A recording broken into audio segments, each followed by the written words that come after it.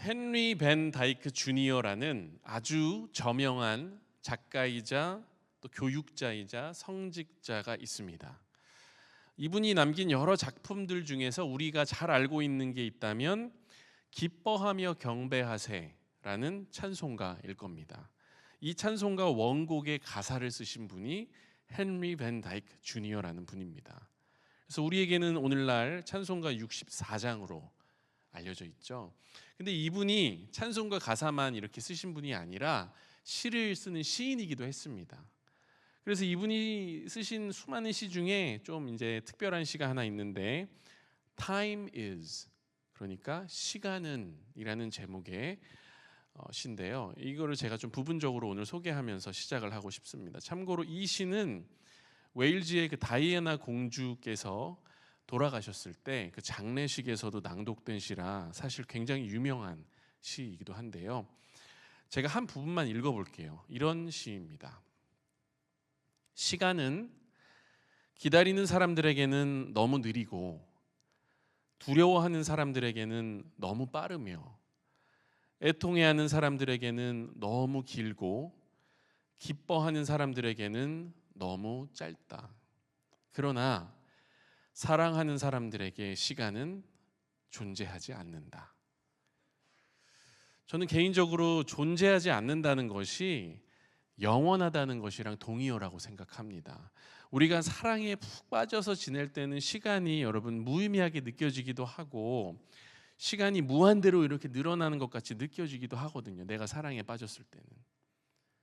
오늘 여러분 앞에서 이렇게 고별 설교를 하고 있는 제가 느끼는 게 딱 그런 마음인 것 같습니다. 지난 2년이라는 시간이 정말 1초같이 짧게 느껴질 정도로 저는 행복에 푹 빠져서 지냈고 또 동시에 이 시간이 정말 영원하기를 한없이 바라는 마음도 제게는 지금 있습니다. 그래서 이 설교가 고별 설교라고 생각하니까 좀 믿기지가 않고 아직 이 정리 안 된 감정들이 제 마음 안에서 교차하는 것 같아요. 하나님이라는 분이 시간을 운영하시는 그 섭리하시는 방법이 참 오묘하다라는 생각이 들기도 하고 또 어쩌면 그래서 주님께는 하루가 1000년 같고 1000년이 하루 같다는 표현이 베드로 후서에 나오는데 그런 의미에서 이게 들어가 있는 거 아닐까 하는 생각을 해보게 됩니다. 왜? 주님께서는 그렇게 시간을 좌지우지하실 수 있는 분이시니까. 아무쪼록 여러분 오늘 이 설교 가운데 하나님의 사랑의 마음이 여러분에게 온전히 전달되고 여러분도 그 사랑이 여러분의 마음에 온전히 거하고 있는지 사랑 체크 하시는 시간 되시길 원합니다. 실제로 세상에 참 많은 사람들은 온전한 사랑을 원합니다. 사랑을 해본 분들이라면 내가 그 사랑을 상대방으로부터 다 차지하고 싶은 마음이 어쩌면 좋아하기 때문에 사랑하기 때문에 당연한 거예요. 나를 내 모습 그대로 사랑해주고 이해해주고 격려해주고 감싸줄 사람을 우리는 기대합니다. 당연하죠. 그래서 우리가 사랑을 가장 많이 나눌 수 있는 공간이 어디입니까? 가정이라고 생각하는데 기본적으로 안 그런 가정도 있지만요. 우리는 가족에게서 비슷한 걸 기대하기도 합니다. 또 살다 보면은 이제 우리가 청년이 되고 어른이 되면서 나랑 잘 맞는 결혼할 상대를 찾아다니면서 이런 사랑을 꿈꾸기도 합니다. 이랬으면 좋겠다. 근데 여러분 정말 죄송하지만 인생을 살아가면서 우리는 완벽한 가정도 완벽한 우정도 완벽한 결혼도 없다는 걸 그렇게 오래 걸리지 않아 깨닫게 됩니다. 그리고 우리가 조금만 자신에게 정직해진다면 이게 진짜 중요한 건데 또 뭘 깨달습니까? 완벽하지 않은 누군가에게 내가 손가락질할 게 아니라 이게 참 나라는 존재도 별반 다를 바가 없구나 하는 걸 나부터가 깨닫게 되는 거. 이게 너무 중요한 거죠. 나의 성실함, 나의 충실함, 나의 사랑, 그리고 다른 사람에 대한 나의 이 마음이 얼마나 제한적이고 불완전하고 신뢰하기 어려운 건지 우리가 살면서 깨닫게 된다는 겁니다. 내가 정말 누군가를 품을 수 있기는 할까? 내가 정말 사랑이라는 걸 할 수 있을까? 내가 이 머리로 하는 사랑을 넘어 이 마음이 움직여지는 관계와 사랑으로 정말 나아갈 수 있는 것인가? 하지만 여러분, 사랑을 시도해보고 해본 분들은 조금 와닿으실 수도 있겠지만은 늘 사랑의 장애물이 뭡니까? 내 이기심이 끼어든다는 거죠. 인간의 사랑은요, 무조건적인 사랑이라기보다는 조건적인 사랑입니다. 지킬 수 없는 약속을 우리가 사랑하면서 참 많이 하죠. 또 다른 사람들을 내가 실망시키고 나서 후회하면서 이 한숨 쉬는 날들이 참 많다는 것. 무엇보다 그런 나 자신을 내가 보면서 실망할 때가 많다는 것이 사실은 인생입니다. 저도 개인적으로 그런 날들이 얼마나 많았는지 모르겠습니다. 지금도 서툰 모습들이 너무 많죠. 그래서 여러분, 이제 퇴근하고 집에 가면서 터벅터벅 귀가하면서 막 한숨을 쉴 때도 있고요. 내가 더 잘할 걸, 내가 그때 그렇게 하지 말았어야 했는데, 내가 좀 양보할 걸, 내가 너무 감정적이었나, 내가 너무 이기적이었어, 이런 생각들이 저를 괴롭힐 때가 여전히 너무 많다. 근데 여러분,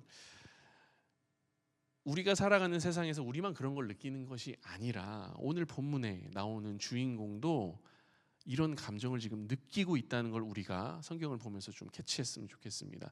여러분, 주인공이 누굽니까? 베드로라는 사람이죠. 베드로가 지금 어떤 상황입니까?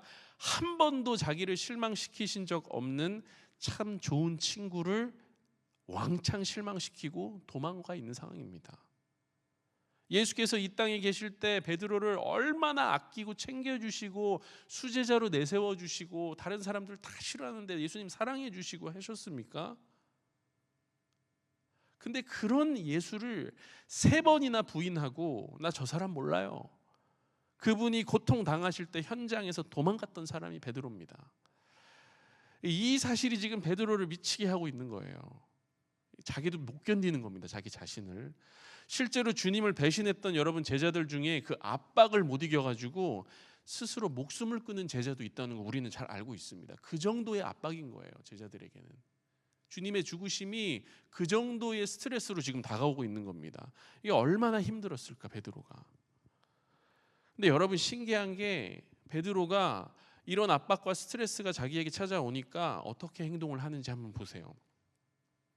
이제 미치겠으니까 이 고통과 이 억압이 억제가 이제 안 되니까는 자기에서 폭발하려고 하니까 여러분, 뭘 하러 갑니까? 베드로가 낚시를 하러 간다는 거죠. 이게 중요한 겁니다. 주님을 만나기 전에 어부였던 베드로가 다시 그 모습으로 돌아가는 거예요. 낚시 말고 지금 생각나는 게 없는 겁니다. 사랑하는 여러분, 우리가 예수 믿기 전에 우리의 생활이 있을 거예요. 근데 살다 보면 예수를 믿기 때문에 내 인생이 힘들어질 때가 있거든요. 예수 믿고 싶지 않을 때가 찾아온다고요. 내가 예수 믿는다고 말하기 부끄러울 정도로 내가 정말 아니게 살고 있거든요. 그런 순간이 있습니다, 사람은. 그럴 때 우리가 참 안타깝게도 과거의 나의 모습이 나오는 거예요. 과거에 나에게 위로를 주던 거, 내 몸에 익숙했던 거, 이전에 내가 즐기던 삶으로 돌아가려고 하는 경향이 누구에게나 있는 겁니다. 베드로 낚시하러 갔다고요. 지금 주님이 사람을 낚는 어부로 불러주셨는데 다시 지금 물고기 잡으러 가는 중이에요. 예수님이랑 3년 같이 생활하고 새로운 세상을 경험하고 하나님 나라를 그 3년 동안 맛보고 절대로 잊을 수 없는 기적적인 순간들을 맛보고, 심지어 베드로는 어떻습니까? 물 위를 주님과 같이 걷는 경험을 한 사람이잖아요. 근데 옛날로 돌아가는 겁니다. 다 목사님 이해할 수 있는 거 아닙니까? 베드로 생계를 유지해야 되고요. 이제 예수 배신하고 딱히 다른 거 할 것도 없고 다시 이거 돌이킬 수도 없고, 그러니까 다시 예전에 낚시하던 곳으로 돌아가야죠. 목사님 목사님이라고 다를 것 같아요? 맞아요. 그래서 돌아가는 겁니다. 근데 여러분, 베드로가 이 갈릴리 바닷가에 도착했을 때 뭐가 생각났겠습니까? 이게 예전에 그 바다가 이제는 아닌 거예요, 베드로에게는. 왜요? 바다의 모든 게 주님을 생각나게 하는 것들 뿐이니까요.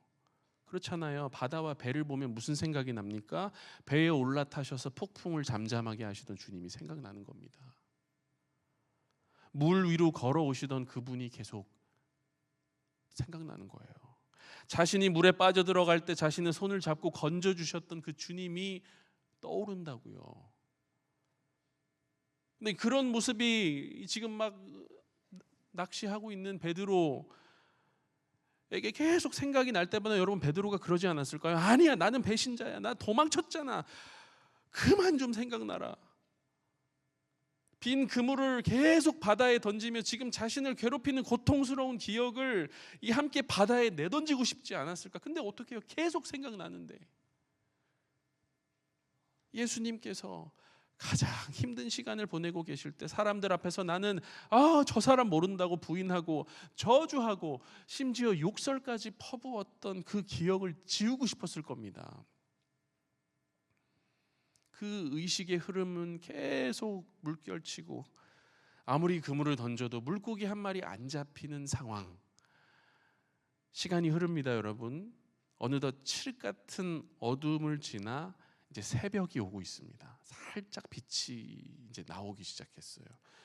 그때 베드로가 함께 배에서 이제 베드로 일행이 계속 헛수고를 하고 있는데 저기 이제 물가에 바닷가 저쪽에 해안 쪽에서 목소리가 하나 들려오는 겁니다. 멀리서 들려오는 소리였겠죠, 여러분. 물고기 좀 잡았습니까? 이렇게 들려왔을 거예요. 지나가는 행인이 물어볼 수 있잖아요. 근데 베드로 일행이 일제히 쳐다보면서 대답합니다. 아니요, 좋지가 않네요. 그때 다시 저쪽에서 소리가 들려오는 거예요. 오른쪽에 그물을 던져오세요. 그래야 고기를 잡지. 이미 그물을 던지고 고기를 이제 많이 잡기도 전에 저는 그런 상상을 해봅니다. 베드로는 이미 뭔가 딱 느낌이 온 거예요. 이 전율이 지금 발끝에서부터 올라오고 있는 중입니다, 여러분.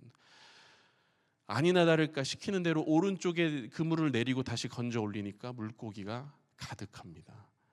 베드로는 이미 그 순간부터는 겉옷을 벗고 있어요. 지금 옷을 벗고 있어요. 왜요? 물에 뛰어들 준비를 하는 겁니다. 요한도 같이 있어요, 여러분. 요한이 타고 있습니다. 베드로를 보면서 눈물이 차오르고 있었겠죠. 이게 무슨 일인가? 저 멀리 서서 이쪽을 응시하고 있는 분은 그냥 행인이 아니구나. 그래서 여러분 요한이 베드로에게 뭐라고 해요? 주님이세요. 주님이시군요. 베드로는 바로 잠수를 합니다. 배가 도착할 때까지 기다릴 수 있는 성격이 아니에요, 베드로는. 물속으로 몸을 내던집니다. 100m 이상 되는 거리를 헤엄쳐 가는 동안 여러분 물속에서 베드로가 울고 있는 장면을 상상해 보세요. 사실 그는 지금 예수를 다시 만난다고 해도 뭐라고 그분께 얘기해야 될지 전혀 지금 모르고 있어요. 뭐라고 해야 됩니까? 이 상황에서 첫 마디 뭐라고 해야 될까? 안녕하세요, 잘 지내셨나요? 이래야 돼요? 주님은 뭐라고 나한테 하실까? 실망했다고 얘기하실까? 겁쟁이라고 놀리실까? 제자들의 서클에서 이제 너를 빼버리겠다 이렇게 얘기를 하실까? 이제 물가에 도착했습니다. 이게 막 온몸이 젖어 있잖아요. 지금 수영하고 왔으니까 막 물 뚝뚝 떨어지는 상황에서 다 젖어 있는데 이제 예수님 앞에 베드로가 이렇게 걸어가는 거예요. 주님이 딱 한 가지만 물어보시는 겁니다. 나를 사랑하느냐? 근데 이 질문을 한 번이 아니라 3번을 하시죠. 그가 3번 부인했던 예수께서 이제 그의 앞에 서서 그의 눈동자를 바라보시면서 3번 그를 향해 사랑하냐고 물으시는 거예요. 베드로는 이미 알고 있죠. 자기가 그걸 대답할 수 있는 사람입니까? 그 자격이 없다는 걸 베드로는 알고 있어요. 내가 그걸 어떻게 대답해? 근데 여러분 또 다르게 생각해 보면 베드로는 지금 당신을 사랑하지 않습니다라고 대답하지도 못하는 사람이에요. 왜? 사랑하니까. 다만 자기가 말하는 이 사랑이라는 것이 이 예수의 사랑 앞에서 너무나도 작고 무가치하니까 감히 말을 못 꺼내는 그런 사랑인 거예요. 도대체 어떻게 어떤 말을 해야 될지 몰라서 용서를 구하는 눈빛으로 주님께 눈을 들어서 예수님을 쳐다봅니다. 그분의 눈동자를 바라봤을 때 베드로는 아는 거예요. 아, 이분이 나를 배신자로 생각하지 않는구나. 예전 그대로 그 사랑의 눈빛으로 나를 바라보시는구나. 이렇게 얘기하는 거랑 비슷한 거예요. 베드로, 뭘 그렇게 말하려고 했어?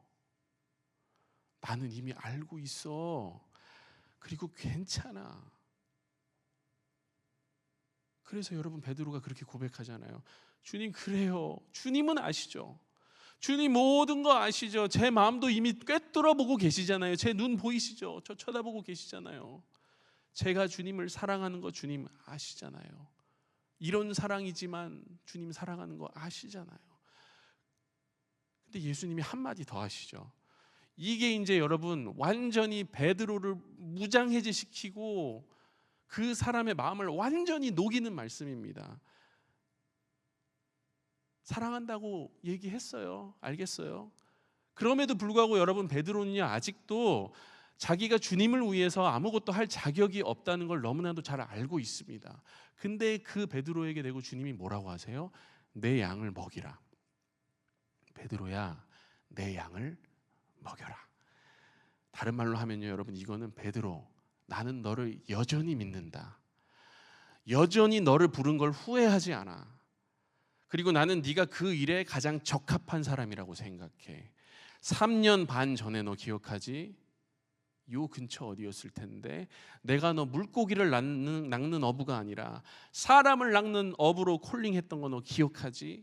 그 제안 여전히 유효해. 그러니까 가야지. 다시는 그물 들고 배 타지 마. 너 이제 나를 따라가야지. 여러분 처음 부르셨을 때는 그게 흥미랑 호기심이죠. 저분이 누구지? 근데 지금 3년 반 같이 따라다니면서 다 봤잖아요. 죽었다가 다시 살아나셨잖아요. 지금 자기 앞에 나타났잖아요. 이제는 더 이상 여러분 호기심으로 따라가는 거 아닙니다. 흥미로 따라가는 거 아니에요.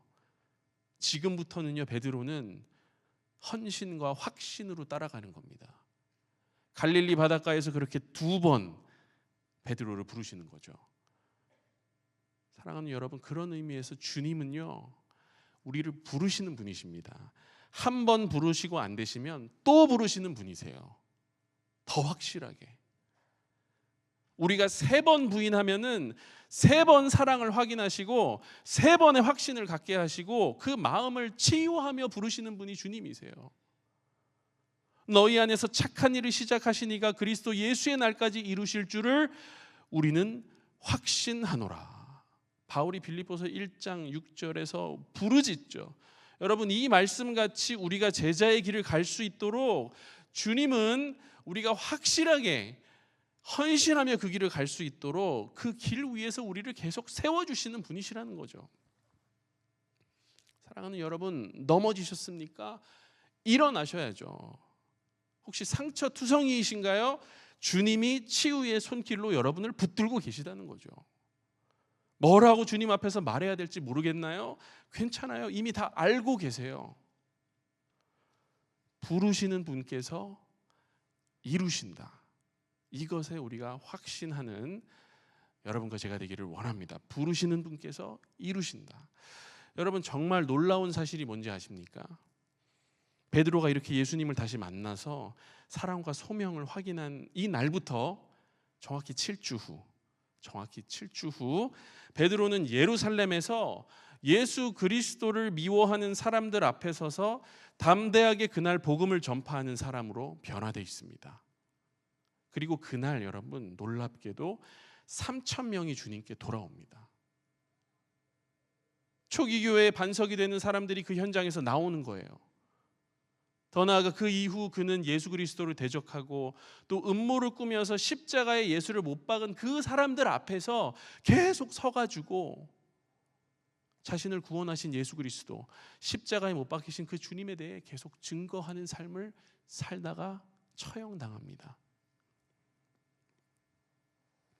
기독교의 시작에 대해 기록한 역사가이자 주석가인 유세비우스라는 역사가가 있는데, 이분이 로마인들이 베드로를 십자가에 처형할 때 베드로가 예수와 자기가 같은 방식으로 처형당하는 게 너무나도 자기에게는 안 되는 거여가지고 그렇게 나는 죽을 자격이 없다라고 얘기하면서 스스로 어떻게 합니까? 거꾸로 매달아 달라고 합니다. 베드로가 갈 때도 너무나도 화끈하게 가요. 그렇게 해서 베드로가 십자가에 거꾸로 매달려서 처형당했다고 기록이 되어 있는 부분이 있어요. 여러분, 도대체 뭐 때문에 베드로가 여러분 이런 삶을 살아야 됩니까? 무엇이 베드로를 그렇게 담대하게 이끌었을까요? 도대체 예수라는 분이 그에게 어떤 분이었길래 그가 이런 인생, 심지어 죽을 때까지 이런 죽음을 받아들였을까? 여러분, 이해가 되십니까? 그날 갈릴리 바닷가에서 예수와 베드로 사이에 무슨 대화, 무슨 눈빛 교환이 있었길래 베드로는 그 순간부터 예수의 발자취를 따라 십자가에서 자기 자신이 죽을 때까지 결코 뒤돌아보지 않는 삶을 살았을까? 어떤 애니메이션에 보니 이 장면을 딱 한 단어로 표현할 수 있죠. 심장을 바쳐라. 안 보신 분들이 훨씬 더 많은 것 같네요. 여러분, 사랑 체크. 갈릴리 바닷가에서의 이 베드로와 같이 오늘 이 예배의 현장에서 주님께 사랑을 우리가 고백하고 그분의 그 한없는 사랑을 확인하는 우리가 되기를 원합니다. 다른 어떤 친구와도 비교할 수 없는 친구, 약할 때 우리를 위해서 간구하는 친구, 힘들 때 우리를 일으켜 세워주시는 친구, 실망스러운 모습을 보일 때 오히려 품어주시는 친구, 그리고 고통스러운 기억이 있다면 치유하며 세워가시는 친구. 무엇보다 사랑하는 여러분, 작고 연약한 우리를 사랑하시고 믿어주시고 또 우리를 위해 목숨까지도 아끼지 아니하시고 주님을 몰랐던 죄인된 우리를 위해 먼저 죽으신 우리의 친구이시자 주님이신 예수 그리스도, 이분 말고는 더 이상 전할 것이 없는 주님의 부족한 종입니다. 사랑하는 여러분, 그분이 오늘 우리를 갈릴리 바닷가에서 먹을 것을 준비해 놓으시고 기다리고 계십니다. 오늘 우리에게 주시는 음성에 귀 기울이며 함께 찬양으로 우리가 나아가길 원하는데요. 찬양팀 이제 나오실 때 이렇게 한번 여러분 고백을 해봅시다. 서로에게 좀 인사하면서 좀 몸을 푸시고 기도할 준비하시면서 이렇게 고백해 봅시다. 우리 함께 주님 계신 물가로 나아가 봅시다. 네, 헤엄쳐서 가셔도 좋고 뛰어가셔도 좋고 천천히 배를 타고 가셔도 좋지만 우리가 도달하는 목적지는 예수 그리스도께서 계신 조반을 준비해 두신 그 물가이기를 원합니다. 우리 그런 마음으로 함께 찬양하도록 하겠습니다.